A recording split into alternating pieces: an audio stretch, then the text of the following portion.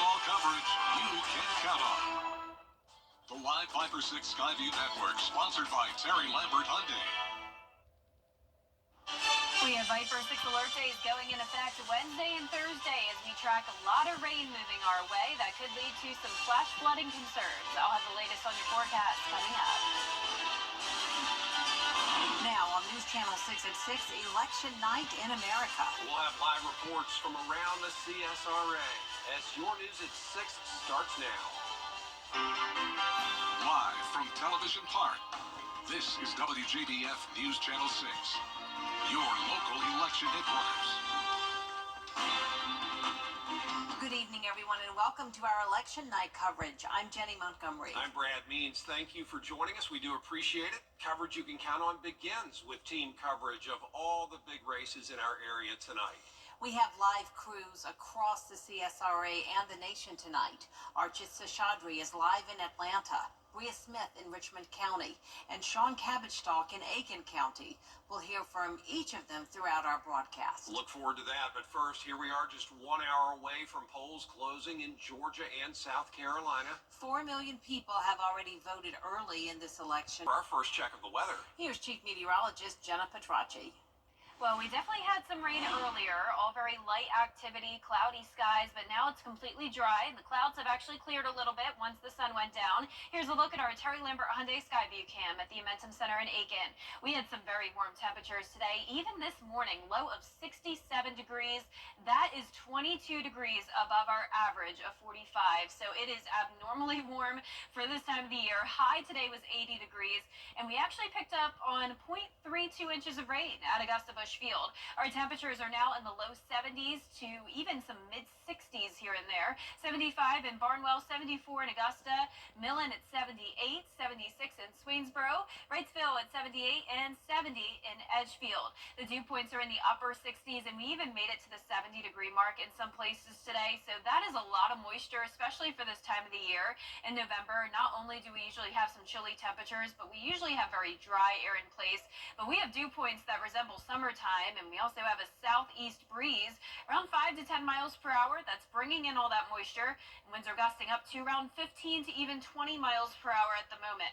Now, the winds won't be a big issue over the next couple of days, but the rain certainly will. Right now on satellite and radar, enjoy the dry conditions, though. We do have more rain coming our way. An approaching cold front combined with a lot of moisture from the Gulf of Mexico will lead to the chance of some flash flooding tomorrow, so we'll be watching that very closely as we have issued Viper 6 alert days. I'll have a look at your futurecast and rainfall totals coming up, but back to you. All right, Jenna, thanks. And tonight, of course, all eyes on the White House. Both presidential candidates holding events to watch the results come in. Perry Russum has the story. Voters have been heading to the polls all day to cast their votes in today's election. In Richmond County, the turnout is expected to be high.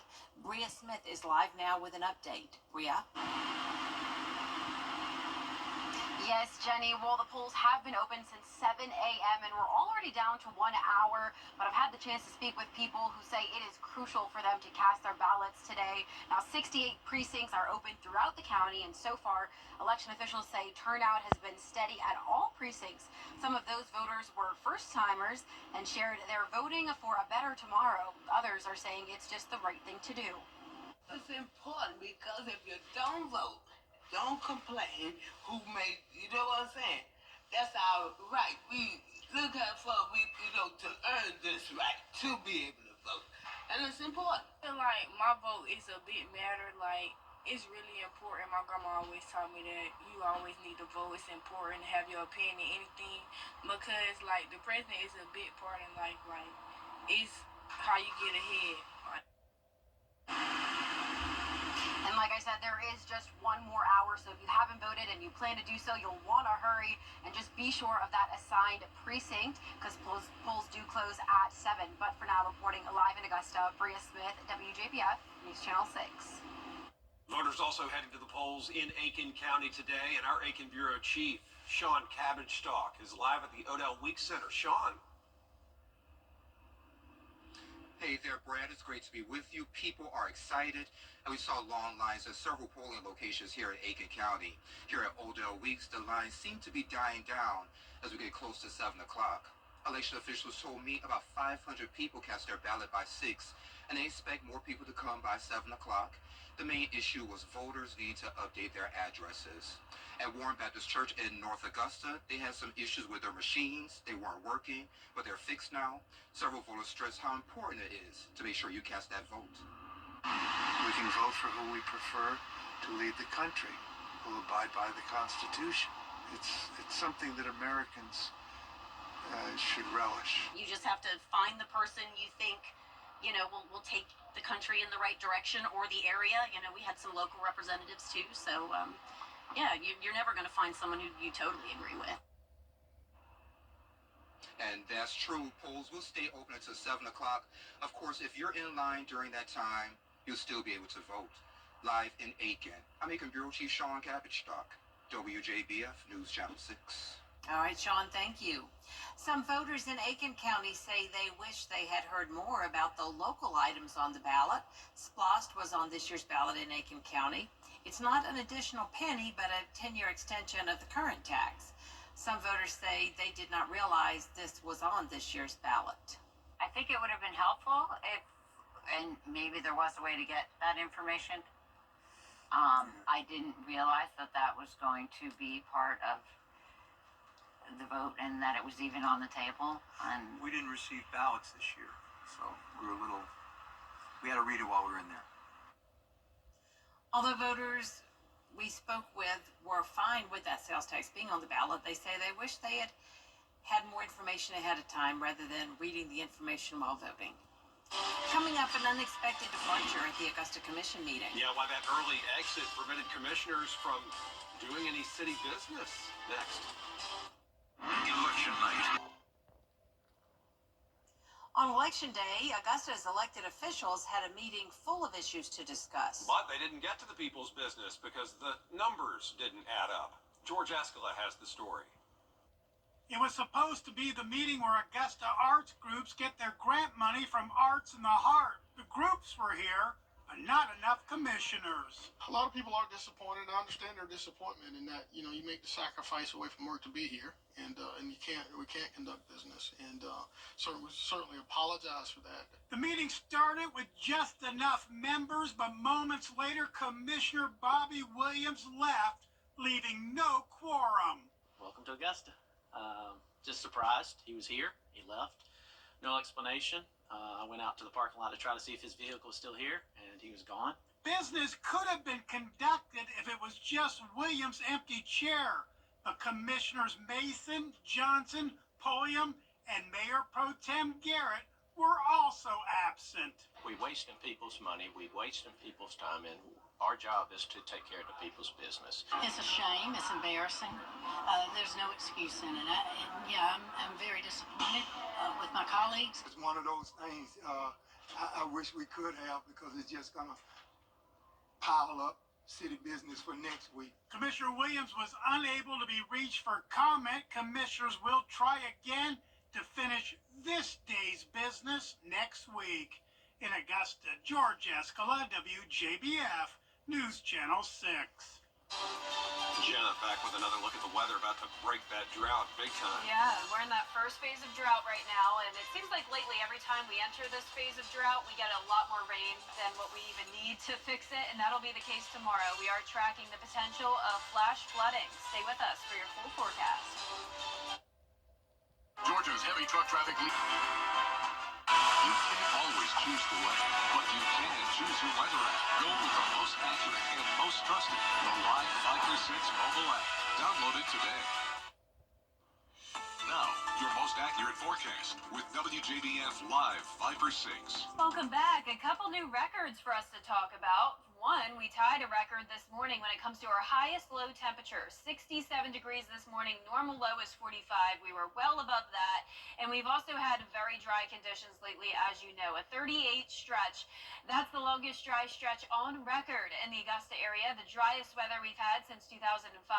We have picked up on trace amounts of rain, but if you don't count that, That technically beats our record. So right now on our Terry Lambert Hyundai Skyview Cam in Swainsboro, a breezy evening, pretty cloudy out there, 74 degrees, southeast wind of 6 miles per hour, humidity is high, and around the CSRA we're seeing anywhere from the mid-60s to around the mid-70s. So mild temperatures expected tonight with the cloud cover persisting, also some patchy fog possible tomorrow morning. So not much rain as of now across the East Coast, but we are watching this cold front out to the west of us.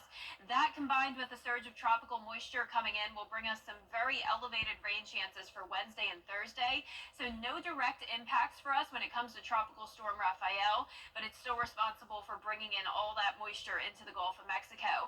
So the winds right now are at 70 miles per hour. It's moving northwest at 15 miles per hour, headed towards Cuba.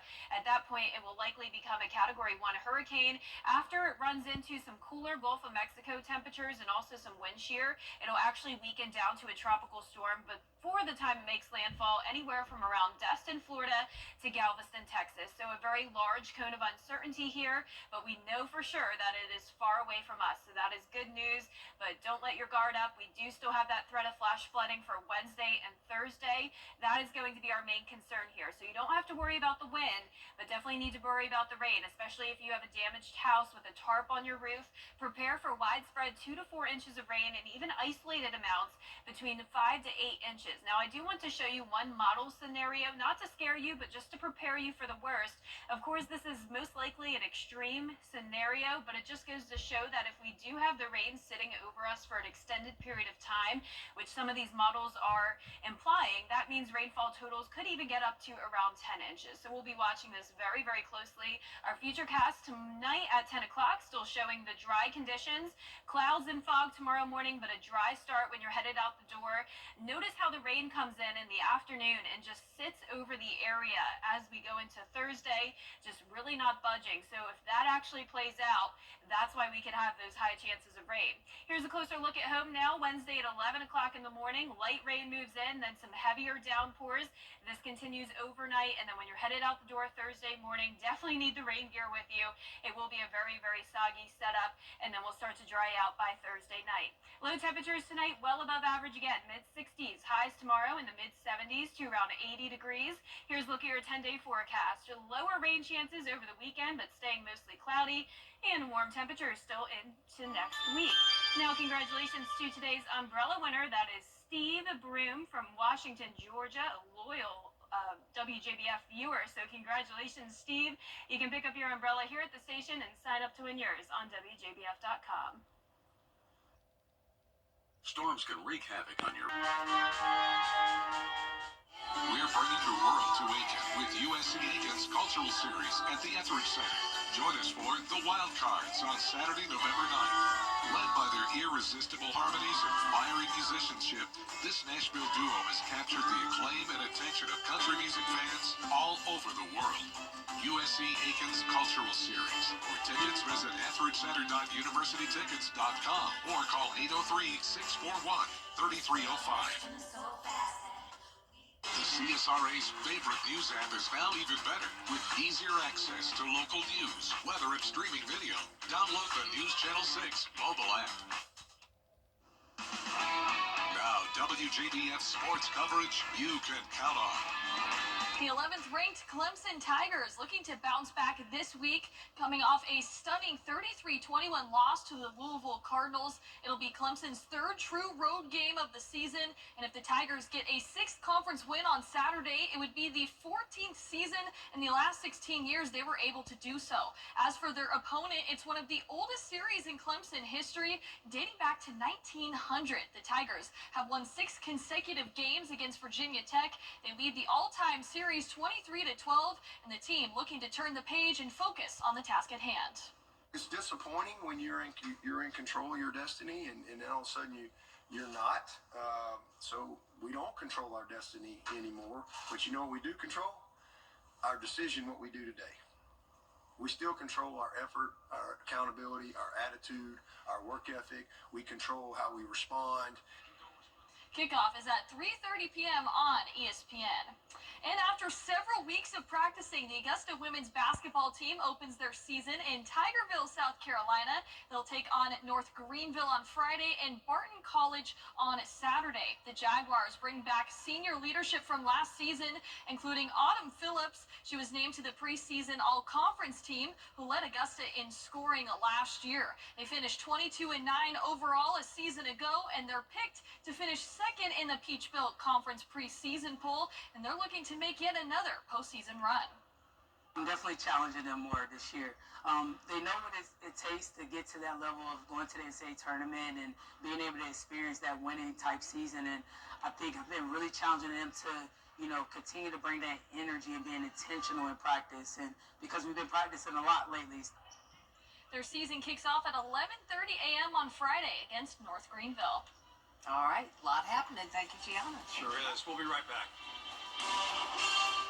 The most significant loss of life. At WJBF's Television Park Productions, our mission is to provide local businesses with top quality video and digital content at an affordable price. With decades of experience, our award-winning creative team will guide you step by step through the creative process, resulting in a successful marketing message for your brand. Over the years, we've helped hundreds of local businesses expand their voice. Visit WJBF.com/creative to find out how we can do the same for you. The CSRA's favorite news app is now even better with easier access to local news, weather, and streaming video. Download the News Channel 6 mobile app. The Viper 6 alert days will be for Wednesday and Thursday. High rain chances that could lead to flooding, warm temperatures, then drying out for the most part Friday through the weekend, staying mostly cloudy, and all of next week, slight rain chances and staying warm. All right, Jenna, thanks a lot, and thank you for watching. That's our report for now. Be sure to keep it right here as election results come in this evening. We'll see you again at 11.